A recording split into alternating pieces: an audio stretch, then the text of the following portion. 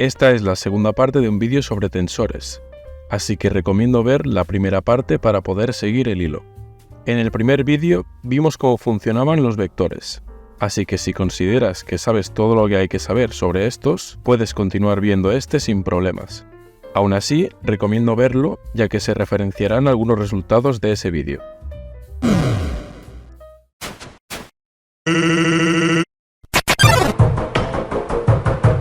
Empezamos explicando el producto tensorial.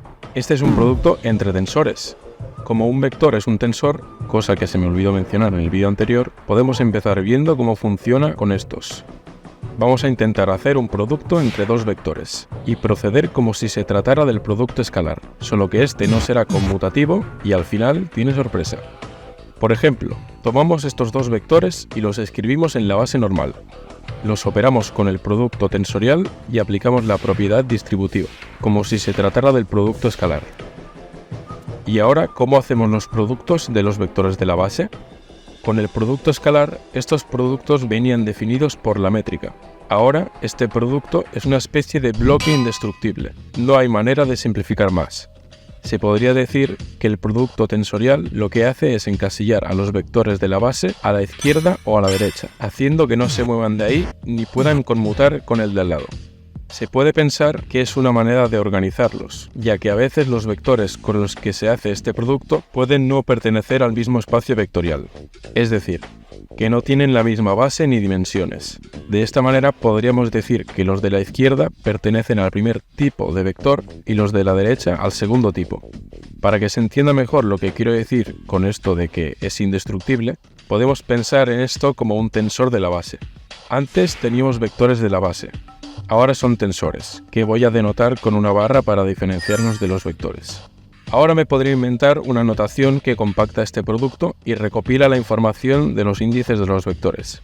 De esta manera se podría entender como que este tensor se representa como una combinación lineal de componentes y elementos de la base, como teníamos con los vectores. Y como acabáis de escuchar, esto de aquí ahora es un tensor. Es decir, se puede definir un tensor con el producto tensorial de dos vectores. Esta notación me la acabo de inventar y no sé si se usa en alguna parte, así que para evitar problemas no la vamos a usar más.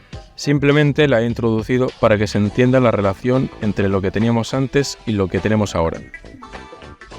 Ahora vamos a definir brevemente una propiedad de los tensores. El rango de un tensor es el número de vectores que tiene cada tensor de la base. Se me ha olvidado decir antes que el producto tensorial se puede hacer entre el número de vectores que queramos, así que los tensores de la base pueden tener tantos vectores como queramos. Concretamente, el tensor que hemos puesto de ejemplo antes era un tensor de rango 2, ya que su base tiene dos vectores. Para añadir más generalidad, como hemos dicho antes, resulta que estos vectores de la base no tienen por qué pertenecer al mismo espacio vectorial. Es decir, no tienen por qué tener la misma métrica ni cuerpo asociado. Aún así, vamos a considerar que sí son del mismo espacio vectorial, para no liar más las cosas. Cuando usemos tensores en cuántica ya nos encontraremos este problema. Entonces, añadiendo estas simplificaciones, podemos decir que un tensor genérico de rango 2 se escribe de la siguiente manera. Es decir, la suma de cada componente multiplicada por su correspondiente tensor de la base, igual que con los vectores. En este caso, las componentes del tensor, al tener dos índices, se pueden escribir como una matriz. La gente suele confundir las componentes del tensor con el propio tensor, al igual que pasa con los vectores. Es por eso que muchas veces habréis escuchado que un tensor es como una extensión de las matrices, ya que sus componentes son una matriz de las dimensiones que nosotros queramos. Pero recordad que el tensor tiene una base incluida en su definición.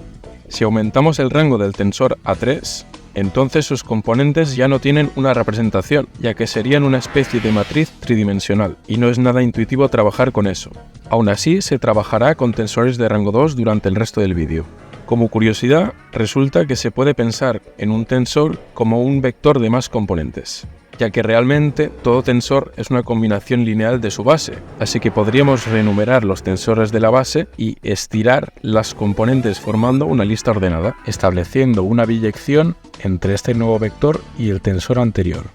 Un tensor no es otra cosa que un vector de más componentes, de manera que éstas están mejor organizadas para su propósito.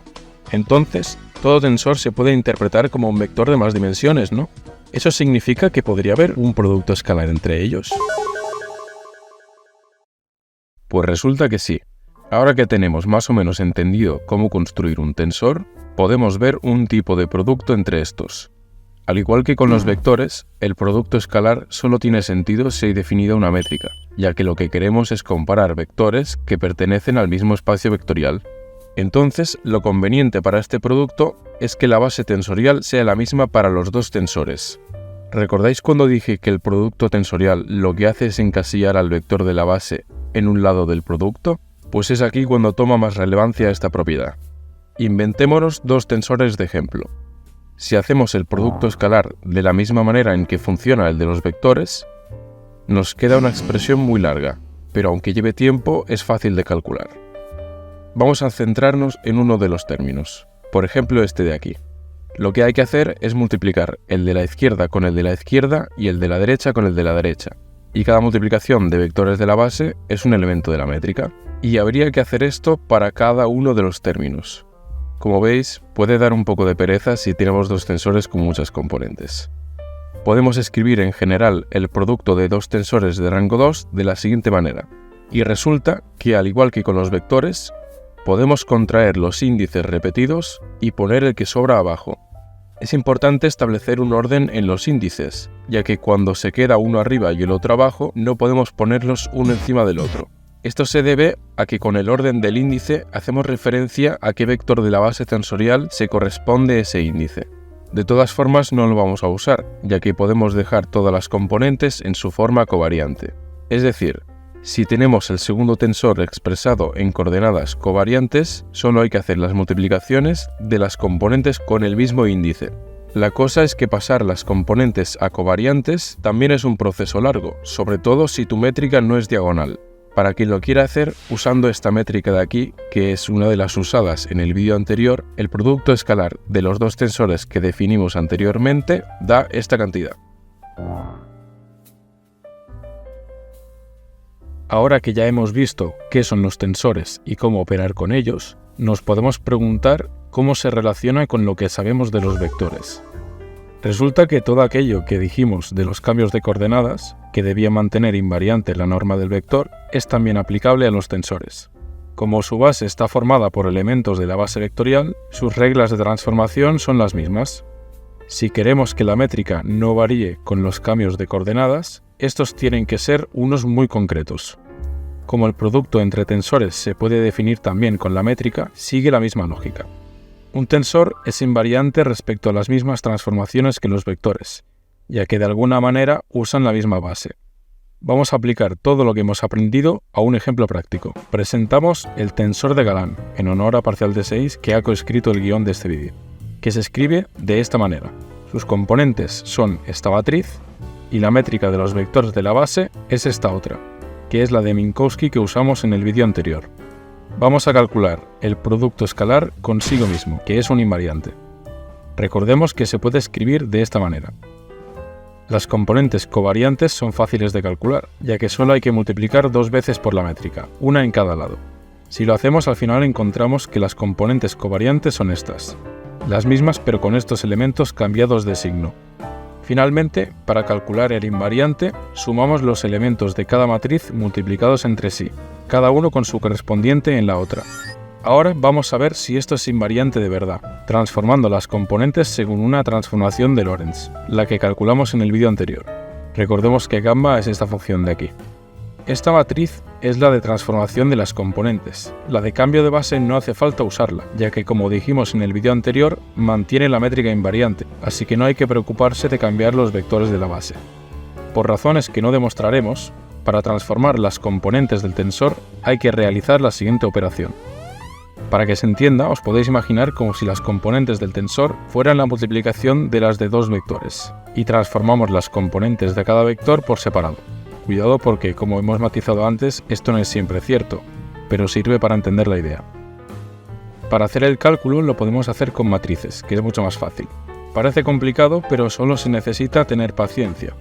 Finalmente buscamos las componentes covariantes, que por suerte, al igual que antes, solo hay que cambiar el signo de estos elementos. Ahora, los elementos de cada matriz los multiplicamos con su correspondiente. Este desarrollo lo haré rápido, así que si os perdéis no dudéis en retroceder el vídeo. Primero nos tenemos que dar cuenta de que podemos sacar de factor común este 2, y nos queda 11 aquí fuera. Ahora expandimos los cuadrados, metemos el negativo dentro del paréntesis y podemos tachar estos dos términos. Sacamos de factor común un 1 menos beta al cuadrado y agrupamos estos términos. Volvemos a expandir este cuadrado y agrupamos las betas. Sacamos un menos 3 de factor común y nos damos cuenta de que esto es precisamente una suma de cuadrados. Esto de aquí es una suma por diferencia, así que lo podemos escribir de esta manera. Finalmente hay que tener en cuenta que 1 menos beta cuadrado al cuadrado es 1 partido gamma a la cuarta. Así que esto da 1 y el resultado sigue siendo menos 33. Como veis, el invariante es el mismo, por eso se llama invariante. Otro ejemplo que es mucho más complicado es el tensor electromagnético, cuyas componentes son las siguientes. Donde A es el cuadripotencial, que en unidades naturales se escribe así. El vector A es el potencial vector que se suele utilizar en electromagnetismo. Por cierto, una derivada respecto a una componente contravariante es un objeto covariante y se puede escribir de la siguiente manera llevando el índice abajo. Si calculamos el invariante usando la métrica de Minkowski, la mala, la que tiene los negativos en la parte espacial, y usando estas definiciones de campo eléctrico y magnético, llegamos a esto. Esto es muy útil en electromagnetismo, para calcular rápidamente los módulos de los campos según el sistema de referencia que se esté usando. Este era otro ejemplo mucho más complicado, para quien quiera hacerlo y convencerse de la importancia de todo esto. Como habéis visto, los tensores transforman exactamente igual que los vectores, de manera que se mantienen invariantes. Como se suele decir, un tensor es un objeto que transforma como un tensor. Muchas gracias por haber aguantado hasta aquí. Como siempre, agradezco a las personas que han colaborado en el vídeo y os pido que os paséis por sus redes. Nos vemos pronto, pero esta vez con más física.